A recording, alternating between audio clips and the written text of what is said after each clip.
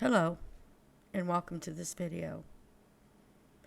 In tonight's video will be a continuation of the strangeness of things that William Branham says. Now, I have said before that it just keeps getting weirder and weirder. And there were some things I heard this week that was absolutely weird.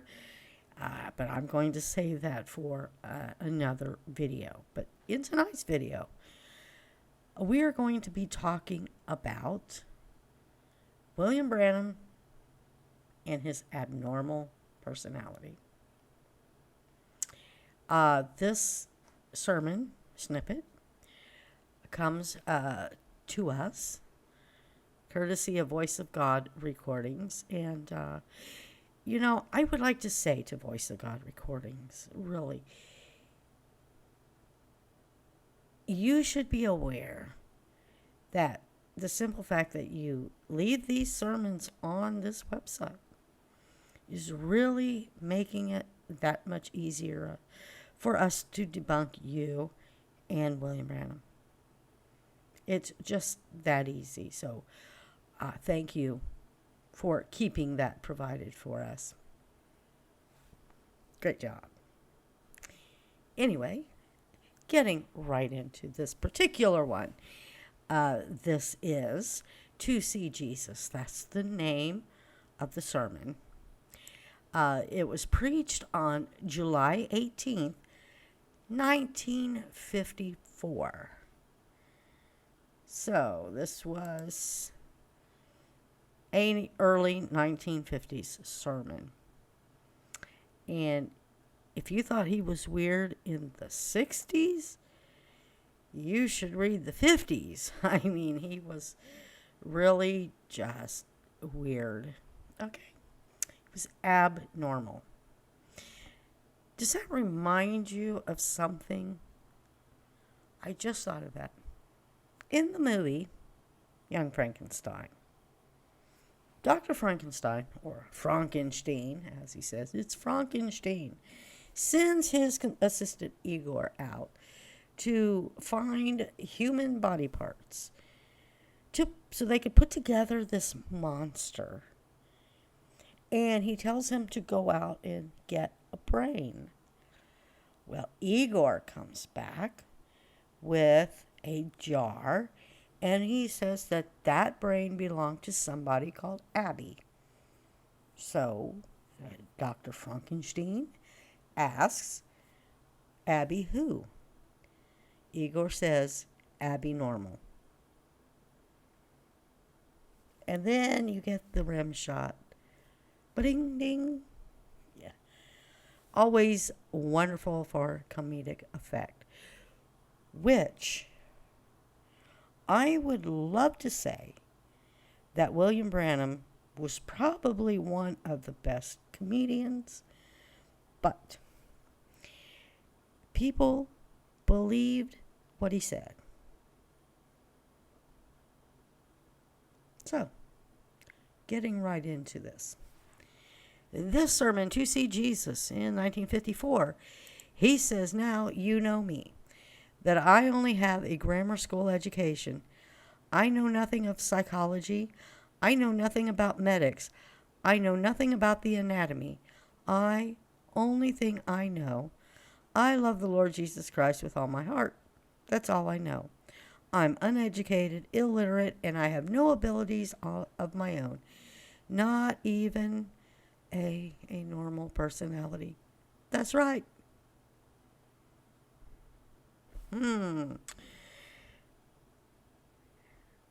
Therefore, we shall see who is the most abnormal. Is it him? Or is it preachers in the message?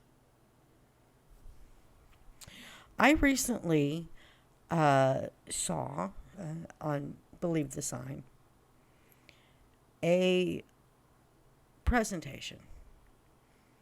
about a particular man named Chad Lamb, who is trying to justify the cloud vision by using the concept of a woman's menstrual cycle. Yes, you heard that right. He's using a woman's menstrual cycle as numerology to support the cloud vision.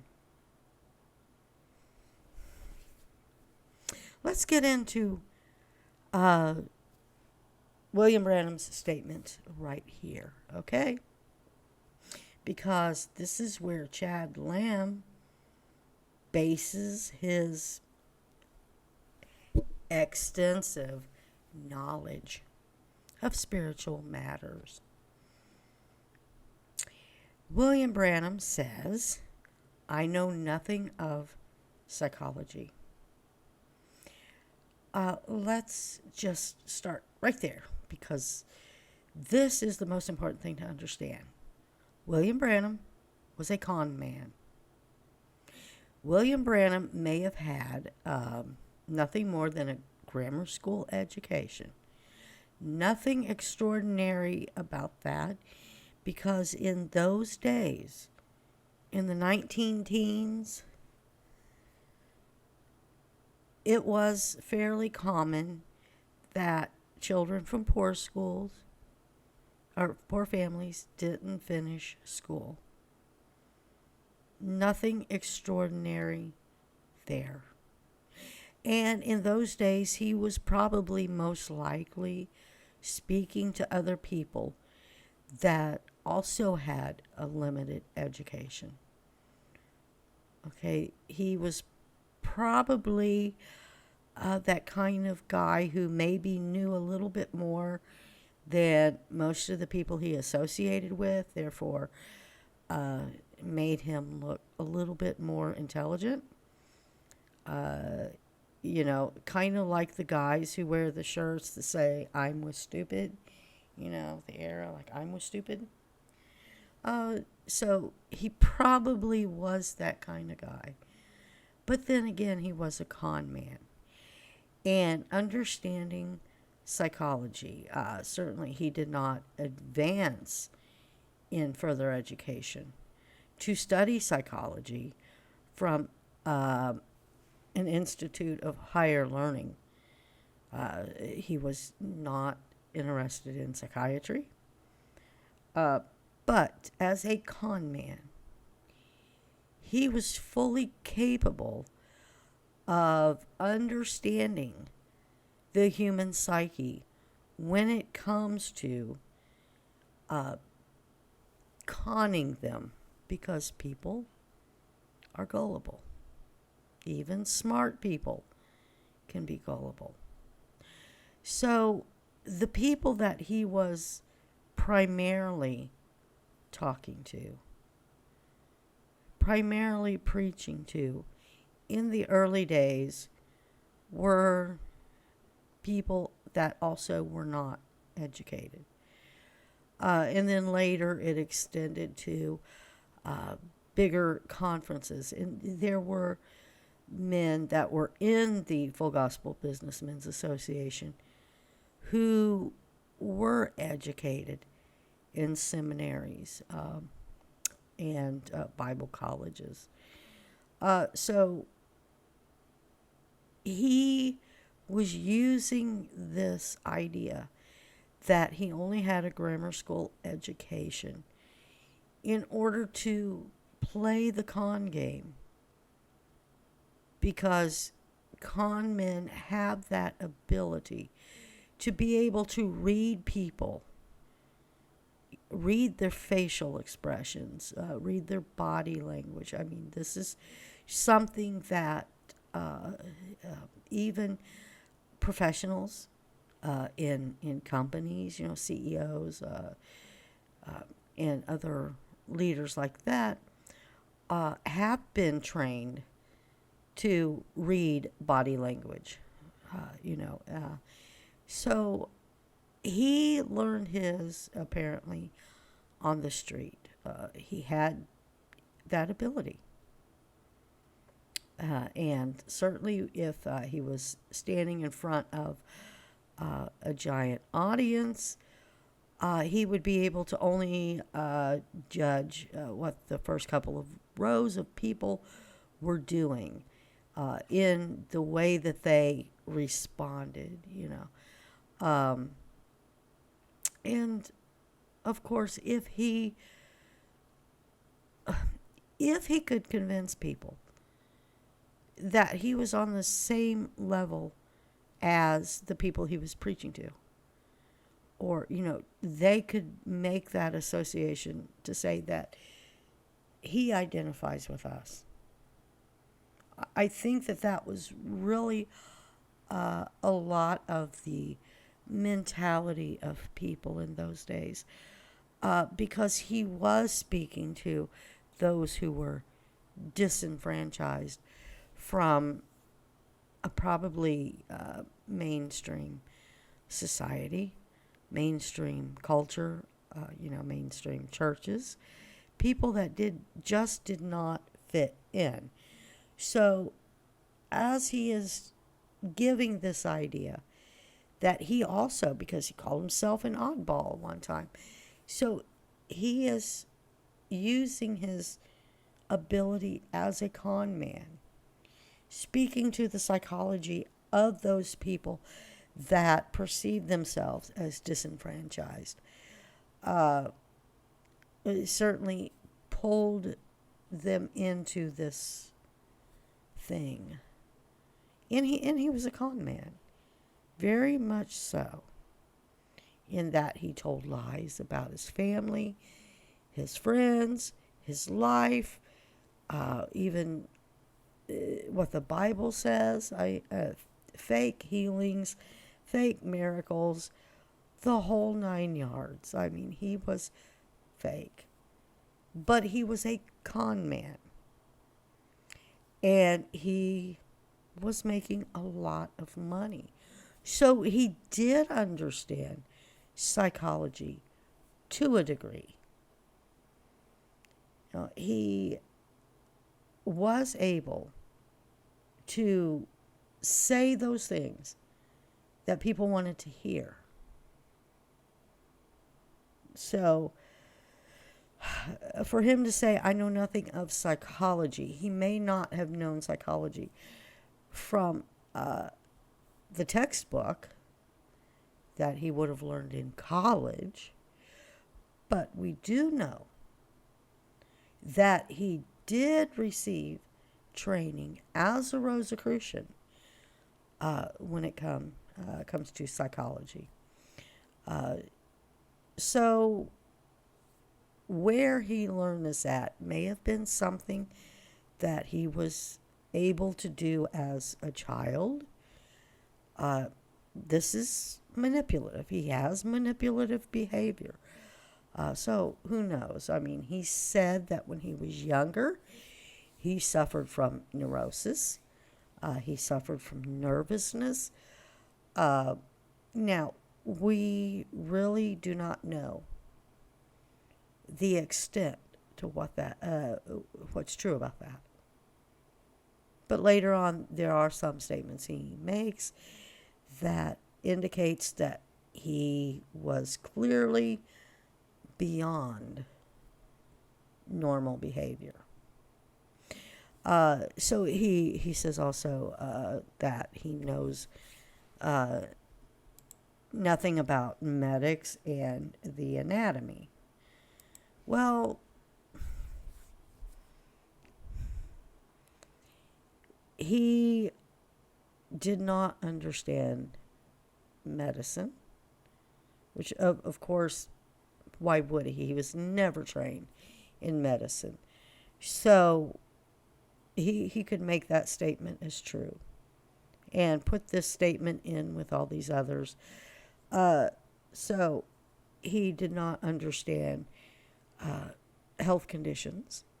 I mean, he would say that somebody was healed of a condition that they didn't have in the first place.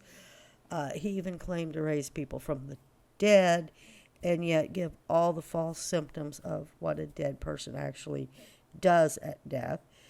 I mean, he raised sleeping people, people that were actually asleep, uh, and then called it raising them from the dead.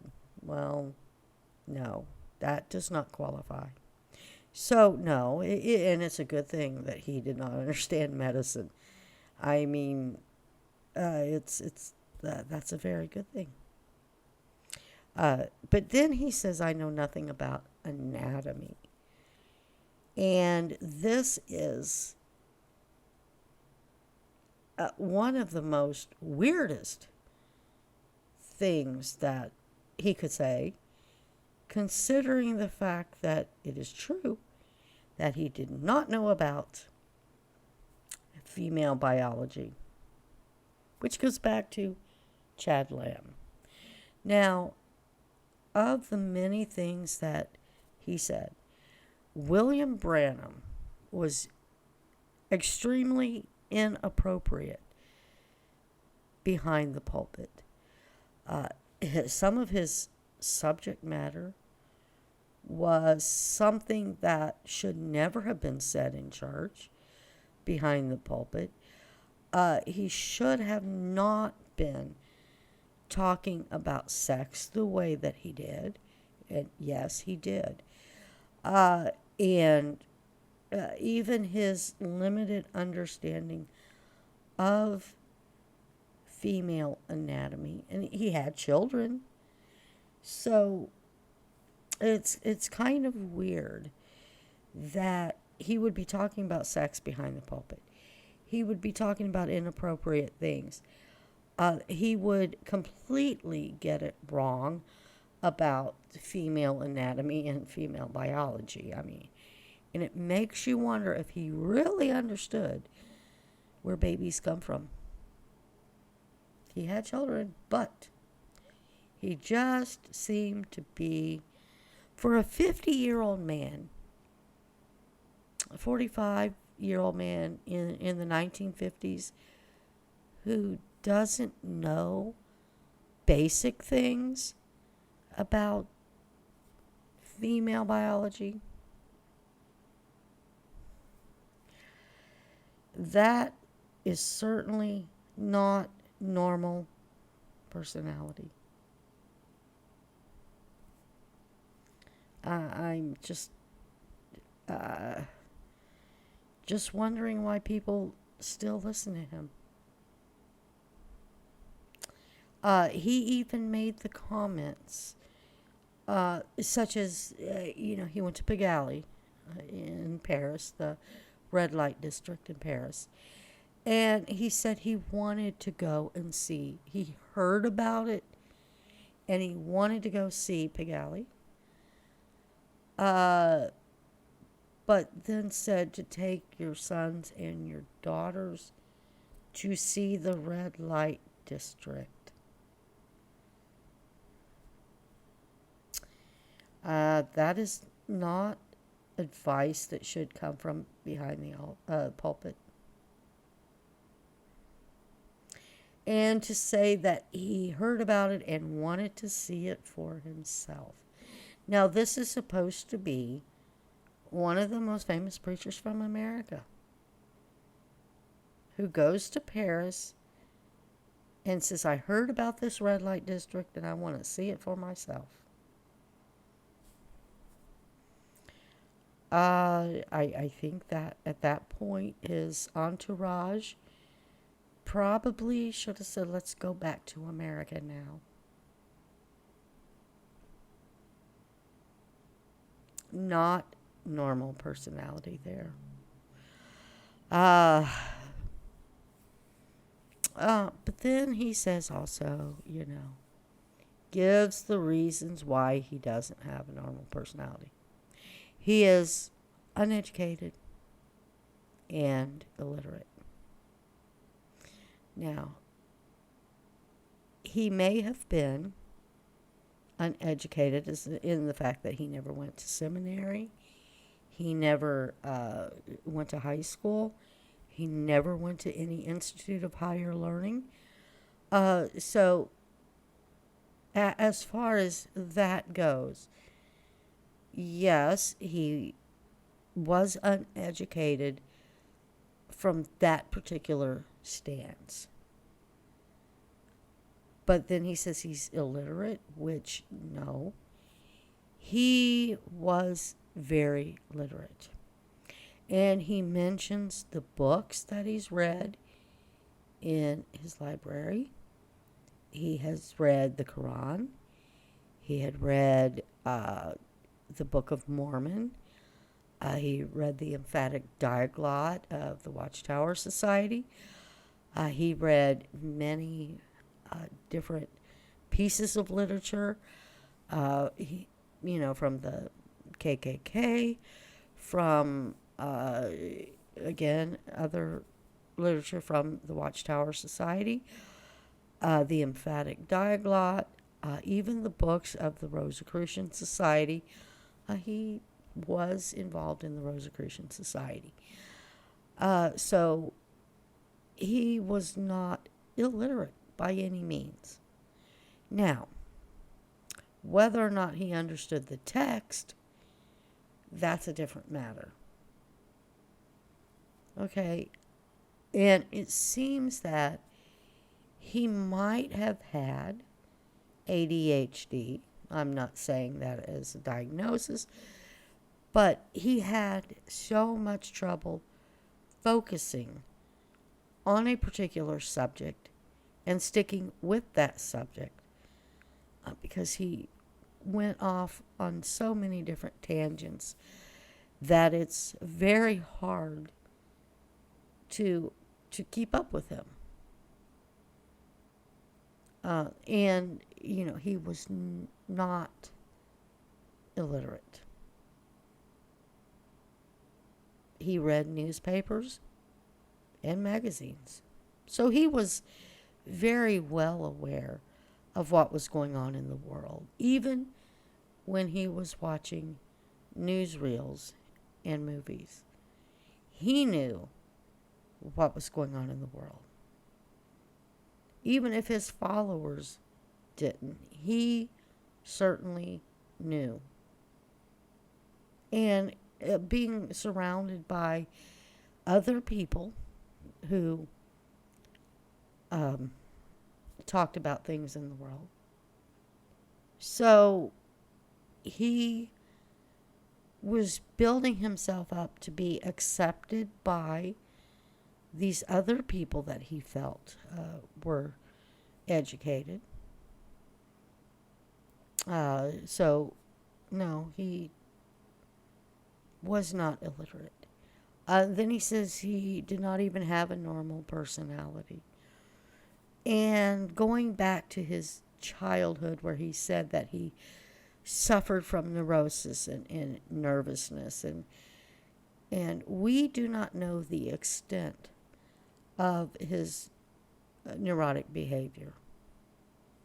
But we can say that he was disturbed.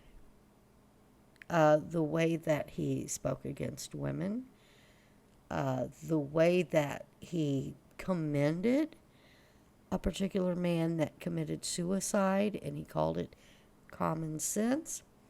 And yes, that was one of his sermons. And really, how disturbed do you have to be to say that it's common sense to commit suicide?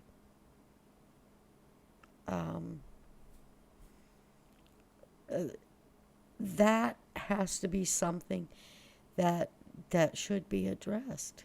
It should have been addressed then. He boldly proclaims it's common sense to commit suicide. So clearly, there was something going on with the man, that he did not have a normal personality. And the fact that he recognizes this. Or was he such a good con man that he knew how to use that to his benefit? That's something that you would have to question. Um, there were many people surrounding him that kind of propped him up with this abnormal personality.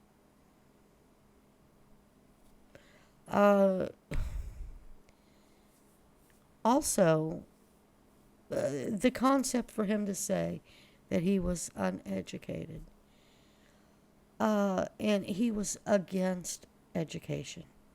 He was against intellectualism. He was against all of that. Saying this to his followers, no, don't make yourself educated. Don't be educated. Now, throughout history, God had used very educated people in his work on earth, right? He, even the people listed on Branham's tombstone, which he borrowed from Clarence Larkin, by the way, Irenaeus, Martin Luther, John Wesley, very educated men, very intellectual. Others that were educated as well in Christianity. The Thomases, Thomas Aquinas, which probably is the most quoted person in Christianity, Thomas Aquinas.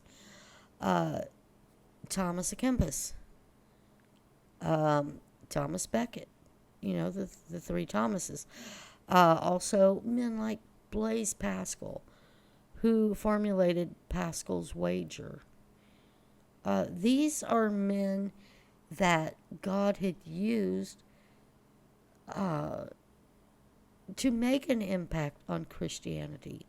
And we today are beneficiaries of those men and their contributions in writing what they wrote, and the theological discussions and points that these men made to Christianity has an impact today on Christianity.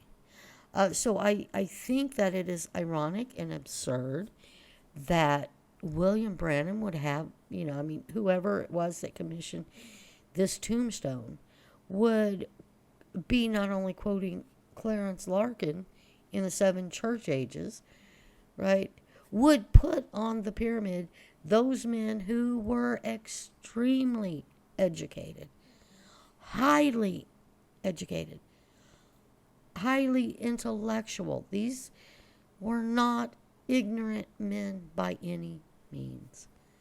Neither were these men considered neurotic or insane or crazy by the people who was around them. They contributed greatly. But on the pyramid, where you have all these men listed, and then the last, the one that's supposed to be the best, is uneducated and illiterate. So it doesn't make sense why God would use the educated. Suddenly, at the last one says, I don't want one that's it. Well, God can use whoever he wants, when he wants. But this book by Clarence Larkin of the 7 church ages was written by a man that had no impact on Christianity. Seriously, no lasting great impact. How many people today know Clarence Larkin? Really? Who? Is he quoted by people in seminary? No, not when seminary teaches the works of Thomas Aquinas.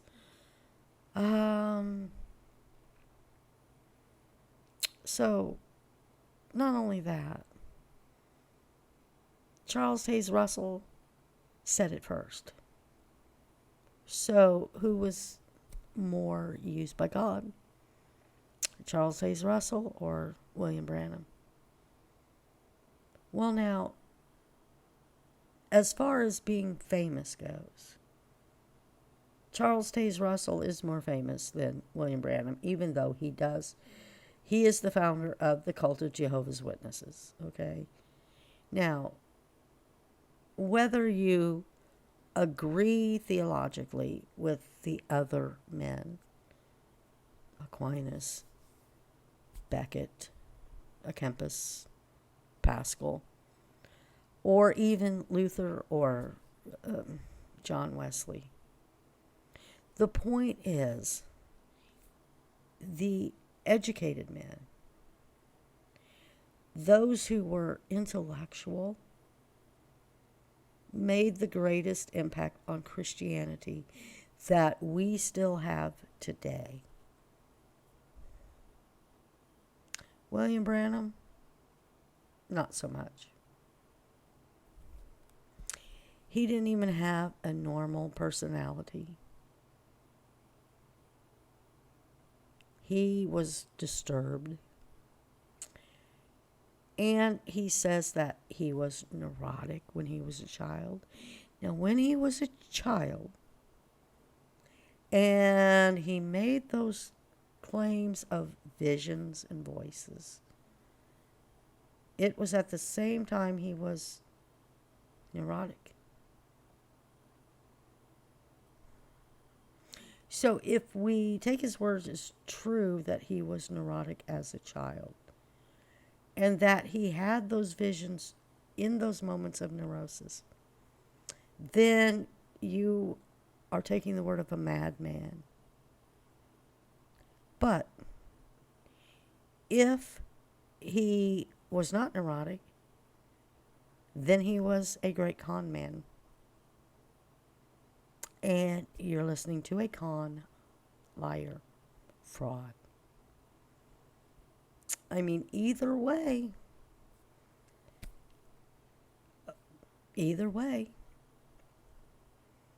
what can I say? By the way, if you're watching this and you get this message back to Chad Lamb, may I just say, how insane are you? Seriously, dude? Seriously? You're going to support the cloud vision that wasn't even a real miracle, that had absolutely nothing to do with William Branham, who wasn't even there when it happened. Using numerology for a woman's menstrual cycle? Seriously, dude. Seriously. Is this how your message preachers preach? Seriously? And that's all I've got to say on this subject. And thank you for watching.